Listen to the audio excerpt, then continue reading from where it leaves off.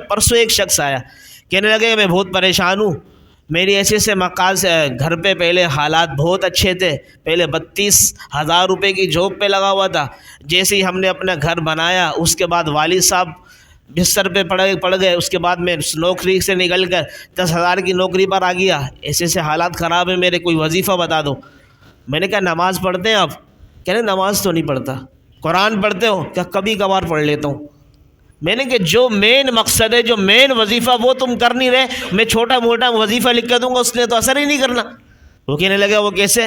میں نے مثال دے کے سمجھاتا ہوں، ایک ڈاکٹر کے پاس آپ دوائی لینے جاتے ہیں، بولے جی میں نے، وہ ڈاکٹر آپ کو 3 ٹائم کا کہتا ہے کہ 3 ٹائم آپ نے یہ خوراک کھانی ہے، اگر آپ ڈاکٹر کے مطابق تینوں ٹائم گولیاں تو کھائیں لیکن کھانا اس سے پہلے نہ کھائیں، وہ جو تمہاری گولیاں وہ اثر انداز ہوں گی؟ کہنے لگا نہیں۔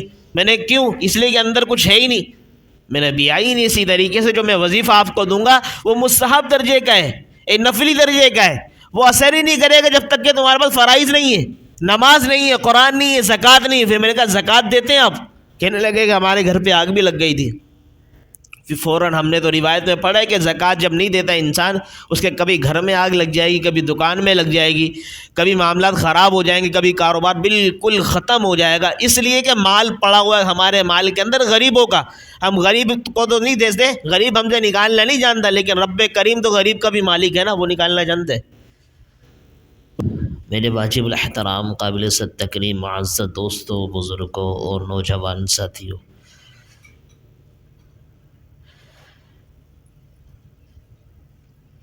آپ کے سامنے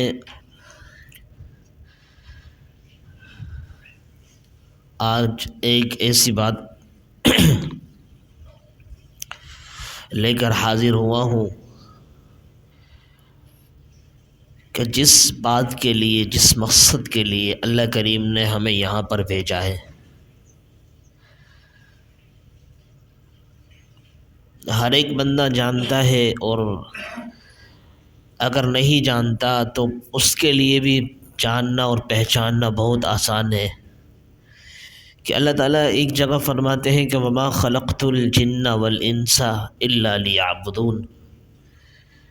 اللہ فرماتے ہیں کہ میں نے جنوں اور انسانوں کو صرف محض اپنے عبادت کے لیے پیدا فرمایا ہے۔ ما اريد منهم من رزق وما اريد ان يطعمون، اور میں ان بندوں سے، ان جنات سے ہرگز رزق نہیں چاہتا، اور نہ ہی میں یہ چاہتا ہوں کہ یہ رزق کسی کو کھلائیں۔ جس چیز کا اللہ کریم نے منع فرمایا کہ ما اريد منهم من رزق، کہ میں ان سے رزق کموانا نہیں چاہتا، کہ صرف رزق ہی کی تلاش میں لگے رہے، رزق کے پیچھے پڑے رہے، رزق کے پیچھے پڑھ کر اس طرح تمام تر جو مقاصد ہیں، اغراض ہیں، ان تمام کو پس پش ڈال دیں اور صرف اپنے رزق ہی کے چکر میں لگے رہیں۔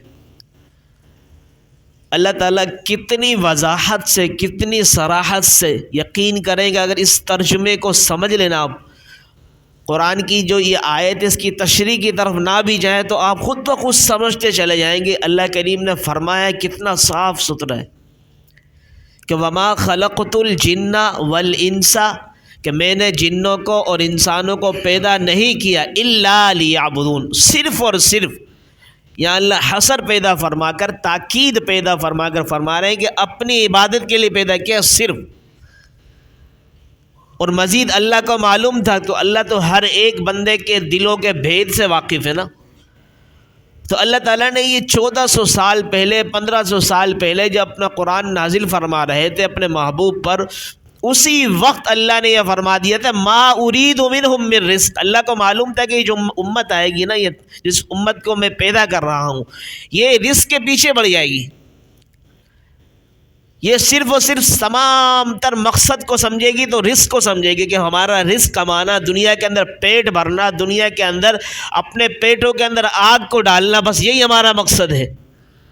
اللہ کو معلوم تھا، اللہ نے اسی وقت یہ فرما دیا ما اريد منهم من رزق۔ یاد رکھو تمہاری تخلیق کا جو مقصد ہے وہ تمہیں صرف پیدا اس لیے کیا گیا کہ تم میری عبادت میں لگو، مجھے راضی کرو، رزق کمانا مقصود نہیں ہے۔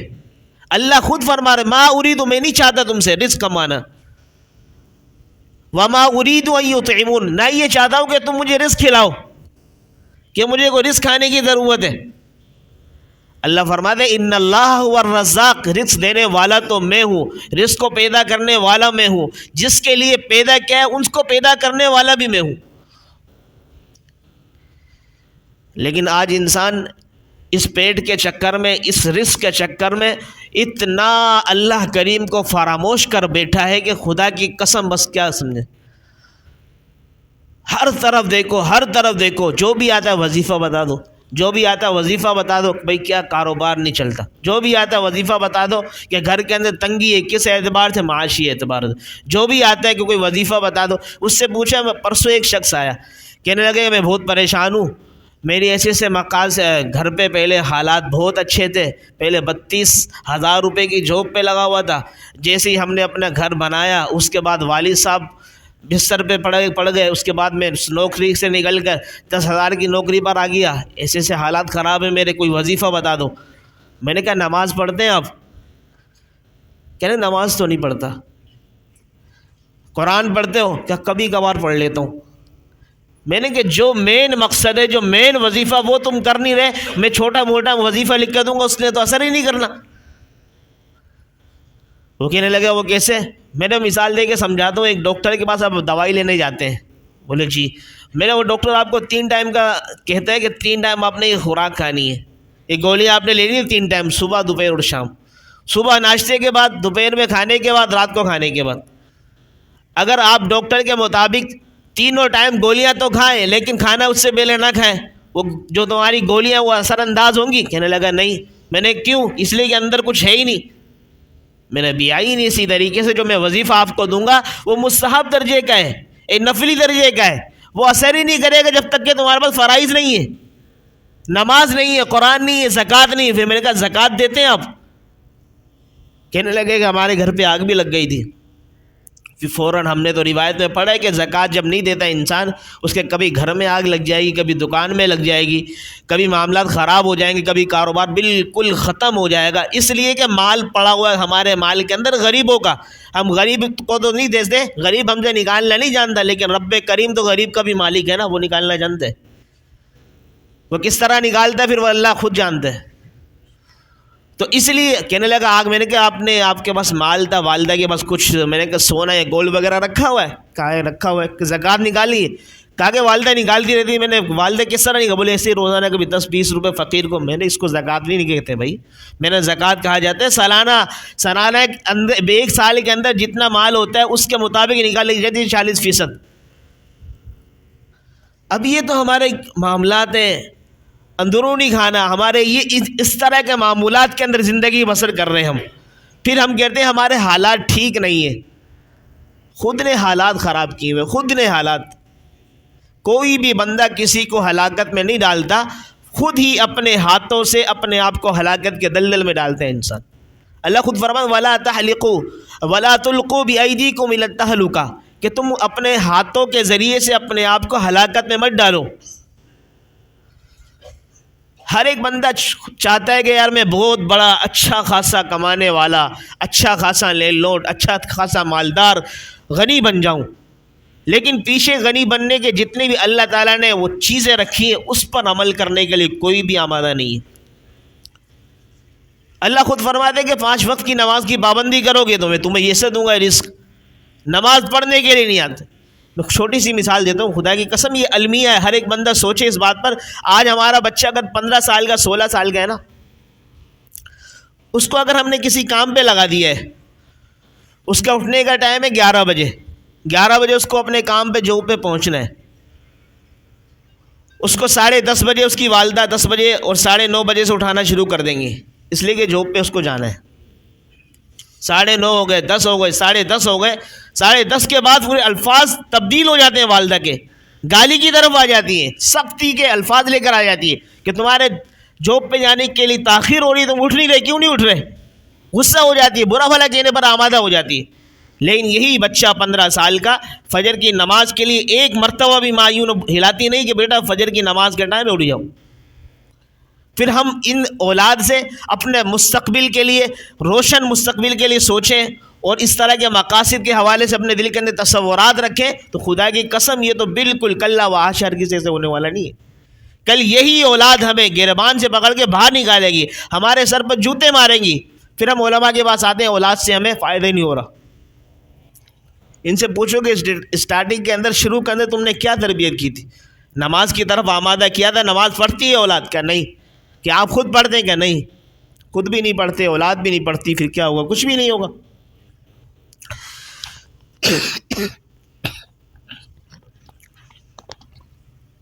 اس لیے نماز جیسی اہم چیز جس کی طرف ہر ایک کو لگانا چاہیے, اپنے آپ کو, اپنی اولاد کو, اپنے نوکر چاکر کو, اپنے معاونین کو جو کام کر رہے ہیں. اللہ تعالیٰ کو اصول دیکھیں آپ, اللہ اپنے پیغمبر کو فرما رہے ہیں وَأْمُرْ أَهْلَكَ بِالصَّلَاةِ وَاصْطَبِرْ عَلَيْهَا, اے میرے محبوب آپ اپنے گھر والوں کو حکم دیجئے نماز کا.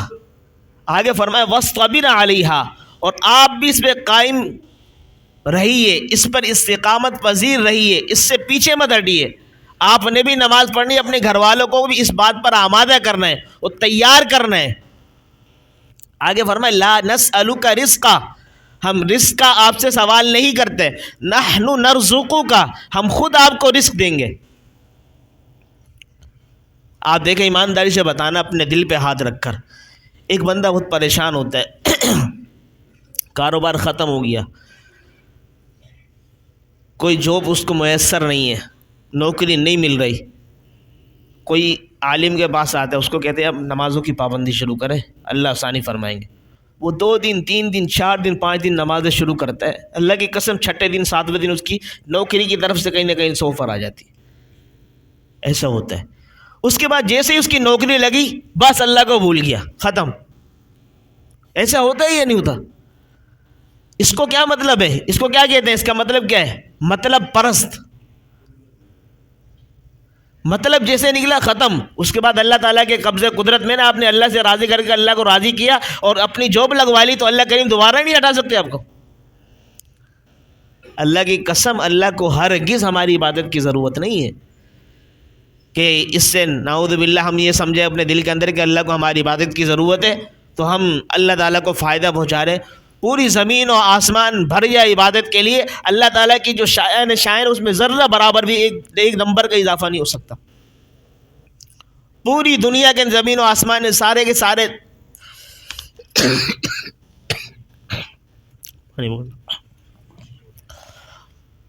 سارے کے سارے گناہوں سے بھر دیں تو اللہ تعالیٰ کی شان جیسی ایسی ایک نمبر سے کم تر نہیں ہو سکتی. اللہ تعالیٰ کی شان تو ایسی جس طرح کہ اللہ نے رکھی ہے اپنے شان.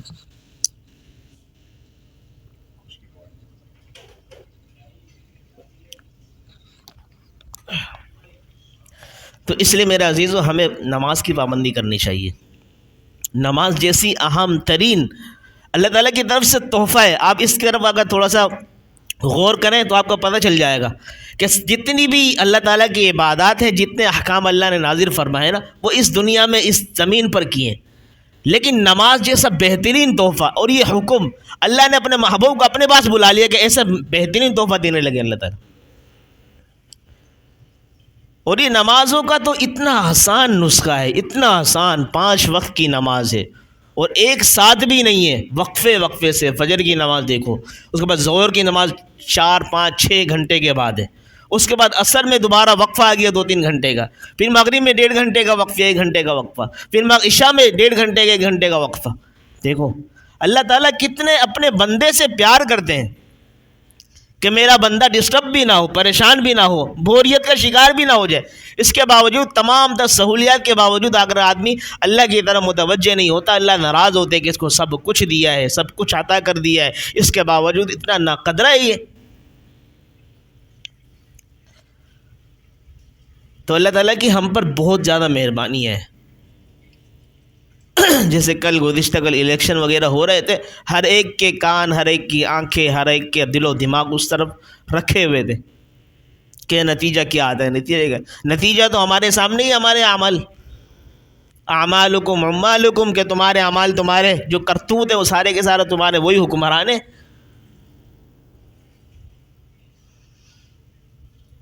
آج ہم کسی اس کے پاس جاتے کہ کوئی اچھا عامل مل جائے، اچھا حاکم مل جائے، اچھا وزیر مل جائے، کچھ بھی نہیں. ہم خود ہمارے اعمال ہیں، یہ خود ہی خدا کی قسم اگر ہمارے عمل ٹھیک ہو جائے نا، ہم خود بہت بڑے وزیر اعظم ہیں، خود بہت بڑے عامل ہیں، خود وزیر ہیں، سب ہیں ہم. اس لیے کہ ہمارا ڈائریکٹ اللہ سے تعلق ہو گیا نا، ہمیں کوئی ضرورت نہیں کسی وزیر اعظم کی. ہم اللہ تعالیٰ کے سامنے اپنی بات کو رکھیں گے، رکھنے کے بعد خود بخود معاملات حل ہوتے چلے جائیں گے.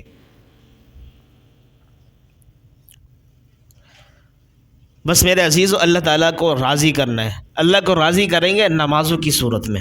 نمازوں کی پابندی 5 وقت کی ہو، کوئی بھی بندہ بغیر نماز کے نہ رہے. آپ حیران ہوں گے ایک صحابی ہیں، صحیح مسلم کے اندر روایت ہے، حضرت عبداللہ ابن مکتوم رضی اللہ تعالیٰ عنہ، نابینا صحابی ہیں. اللہ کے رسول کے پاس آتے ہیں کہ اللہ کے رسول، نماز کے حوالے سے میرے لیے کیا حکم ہے، کہ کیا تمہارا کیا عذر ہے؟ کہا اللہ کے رسول میں نابینا ہوں، مجھے کوئی لے جانے والا کبھی ہوتا ہے، کبھی نہیں ہوتا مسجد تک. اللہ کے رسول نے کہا اچھا. اللہ کے رسول نے کہا چلے ٹھیک ہے، آپ ایسے کریں، آپ کے پاس کبھی نہیں ہوتا تو آپ کے لیے عذر ہے، آپ نماز پڑھ لیا کریں اپنے گھر پر ہی. پھر وہ جیسے پلٹ کر جانے لگے اپنے گھر کی طرف، تو اللہ کے رسول نے دوبارہ بلایا کہ رکو عبداللہ رکو، کہ آپ کے گھر تک، آپ کے کانوں تک اذان کی آواز آتی ہے؟ کہاں آتی ہے؟ کہا پھر تو آپ کو آنا پڑے گا ضروری. یہاں تک ایک نابینا صحابی ہے جن کے ساتھ کبھی خادم ہو کبھی نہ ہو، کبھی کوئی مل جائے کبھی نہ ملے، اس کے باوجود ان کو حکم دیا جائے نماز آپ کو پڑھنی ہے. کہاں پر؟ مسجد میں آ کر. اور ایک حدیث میں آتا ہے کہ جو بندہ بغیر کسی عذر کے نماز کو چھوڑ دے تو وہ گنہگار ٹھہرتا ہے، اور 1 درجے کا ثواب ملتا ہے گھر پہ نماز پڑھنے کا. اور یہ یہاں تک لکھا ہے کہ نفس کی نماز نہیں ہوتی، اور نماز نہ ہونے کا پھر فقہا نے اس کا معنی یہ لیا کہ نماز تو ہو جائے گی، البتہ ثواب 1 ملے گا، 27 درجے کا ثواب نہیں ملے گا. ایک اللہ والے نے نماز ایک دفعہ گھر پہ پڑھ لی کسی عذر کی وجہ سے، اس کے بعد اس نے اپنے آپ کو سزا کیا دی؟ اس نے 27 مرتبہ اس نماز کو پڑھا. کہ میں نے حدیث میں سنا ہے کہ جو بندہ گھر پہ نماز پڑھ لے، جماعت کی نماز سے 1 درجے اس کو ثواب ملتا ہے بس. 27 مرتبہ کے جسم تو نے اپنے آپ کو روکا ہے نماز مسجد میں جا کر پڑھنے سے، اپنے آپ کو یہاں پر خمیازہ اس کا بھگتو.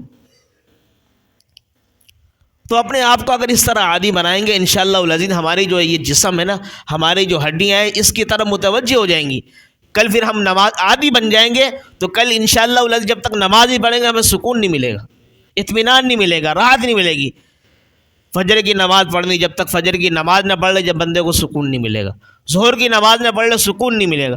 شروع میں جب آدمی نماز کے لیے آتا ہے، کسی عبادت کے لیے آتا ہے، اس میں کیا ہوتا ہے؟ دکھلاوا، ریاکاری آتی ہے. اس کے بعد عادت بنتی ہے، اس کے بعد آخر میں جا کے عبادت بن جاتی ہے. شروع میں جب آنے لگتا ہے کہ ایک دم سے اگر آدمی گھر سے اٹھ کر آنے لگے، دوستوں یاروں میں سے اٹھ کر آنے لگے، دکان والوں میں سے آنے لگے، تو ہر ایک بندہ بولتا ہے بڑا نمازی بن رہا ہے، بڑا حاجی بن رہا ہے. تو وہ بھی جہاں جا کے آتا ہے نماز کے لیے میں آؤں گا، چلو 2-4 بندے مجھے بولنے دے، کوئی مسئلہ نہیں. ان تمام تر چیزوں کو عبور کرتے ہوئے جب آتا ہے تو پھر ایک وقت آتا ہے کہ اس کی عادت بن جاتی ہے، وہ اس کے بغیر رہ نہیں سکتا. اس نے مجھے جانا ہے، بس ختم، عادت ہے میری، جسم میرا اس طرف بھی متوجہ ہو رہا ہے، لہٰذا وہیں جاؤں گا. اس کے بعد آخر میں جا کے جب عبادت بن جاتی ہے، پھر اللہ تعالیٰ کی طرف سے انعامات نازل ہونے شروع ہو جاتے ہیں.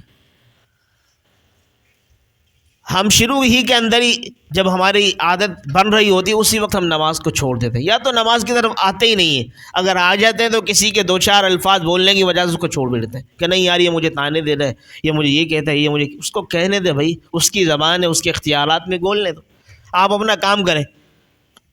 اللہ تعالیٰ نے صبر میں بھی تو کچھ رکھا ہے نا، اللہ تعالیٰ نے کچھ برداشت کرنے میں بھی تو رکھا ہے نا. اگر تمام تر چیزیں بھی اسی طرح مل جاتی تو انبیاء علیہ الصلوۃ والسلام کو آزمایا نہ جاتا. انبیاء علیہ الصلوۃ والسلام کو اتنے زیادہ صبر کے پیمانے کو لبریز نہ کرنا پڑتا. کتنے صبر کیے انبیاء علیہ الصلوۃ والسلام. انبیاء تو چلو بہت بڑی شخصیات ہے، صحابہ کرام کی تاریخ اٹھا کر دیکھ لیں آپ.